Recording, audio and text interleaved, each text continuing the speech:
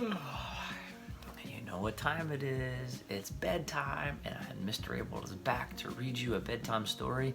It's my favorite time of day. Yay, we get to go to sleep. Hope that you're listening to your parents and loved ones, and you're brushing your teeth, and you're getting those PJs on, getting ready for bed. Okay, so I've read to you two books so far. I read The Paper Bag Princess, and then the story of Ruby Bridges. And then remember, we were talking about what heroes can look like. And you notice I don't have a book in front of me this morning.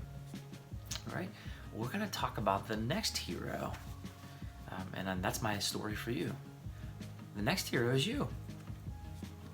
The next story is a story about you and the heroes that you are and you can become. I'm going to tell you through a story of my family. So my wife and I, we met back in 2000 at Penn State University, and we fell in love. And a few years later, we were married and became teachers. And we thought we were living a pretty awesome life. Got to see some cool things and do some cool things as teachers, and of course got to meet tons and tons of kiddos. And but it wasn't until we had our first son in 2008, and then our second son in 2010. And Tyler and Eric, you guys know them, some of you know them, that we realized that we really weren't living until you have the miracle of a little guy or a little gal, little girl. And so those life-changing moments of having where you had just two people in a family, and all of a sudden now there's three or there's four, through that it's really those babies become really the heroes. I would say that children save adults. They teach us the important things in life. They teach us and remind us what it's like to be a kid again.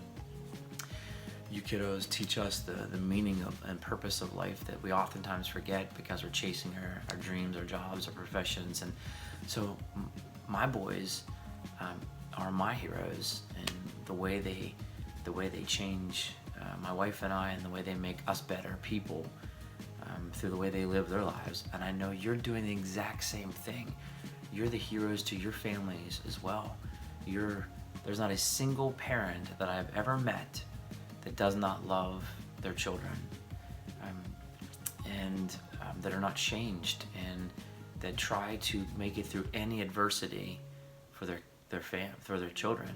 There are people out there in this world that have done incredible things just to save their children, or what my wife and I call parent up. We all try to make the next generation better than what we had for us. And so we're all just trying to parent up, and we're trying to make sure that your life is better than ours. And the reason why we do that is because you're our heroes, because we love you.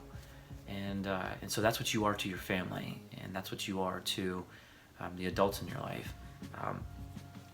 Take it and fast forward your life 10 years, 20 years. Kiddos, you have the power to be heroes no matter what profession you choose, no matter where you go in life. You can be a hero to one person and change their life by the way you treat them, the way you lift them up, the way that you encourage them. You can be a hero right now by going to school and befriending somebody that maybe is having a hard time making friends. You can be a hero by doing the right thing even though nobody around you is doing the right thing in your neighborhood, or on the bus, or at school, or as we say, at Chick-fil-A or Walmart. It doesn't matter where you are, leaders are leaders, right? So, but as you get older, you will have more and more power to be the heroes that you're called to be, that we know that you can be. And you do that by living those 7 habits, and by becoming the leaders that we know that you're destined to be. So, all right, kiddos, remember, you go to sleep knowing that you're my hero. You're your parents' heroes, and we love y'all. So, kiddos rock. All right, get some sleep. No waking up, right? Stay asleep. Let your parents get their full 7-8 hours that they need tonight, and we'll see you tomorrow. All right, good night. Sleep dreams.